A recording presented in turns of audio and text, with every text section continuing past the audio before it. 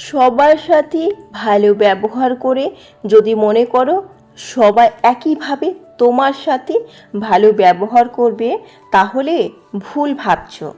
কেউ কেউ তোমার ভালো ব্যবহারকে সন্দেহ করবে। তুমি মানুষের যতই উপকার করো না কেন, যতই পাশে থাকতে চাও না কেন, কেউ কেউ মনে করবে তুমি তাদের ক্ষতি করার চেষ্টা করছো।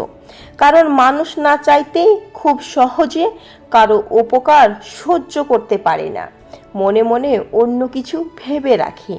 তুমি মানুষের বিপদে যতই নিজের বন্ধুর মতো সাহায্য করতে যাও না কেন, কেউ কেউ তোমার সাহায্যকে দেখে মনে করবে নিশ্চয়ই এর পিছনে তোমার কোনো বাজে মন্তব্য রয়েছে।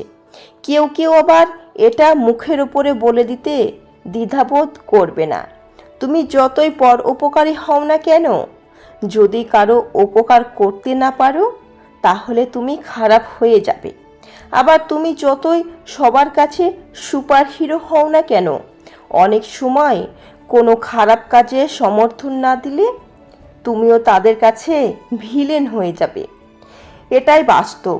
তুমি যদি ভেবে নাও সব সময় সবার কাছে ভালো হয়ে থাকতে পারবে, তাহলে ভুল ভাবছো। কারণ এই পৃথিবীতে কেউই সকলের কাছে ভালো হয়ে থাকতে পারে না।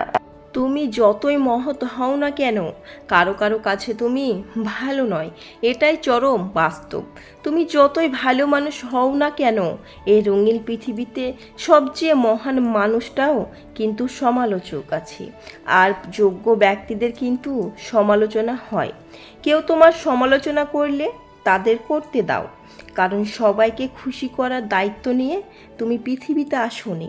সবাইকে খুশি রাখা যায় না, সবার কাছে ভালো হয়ে থাকাও যায় না।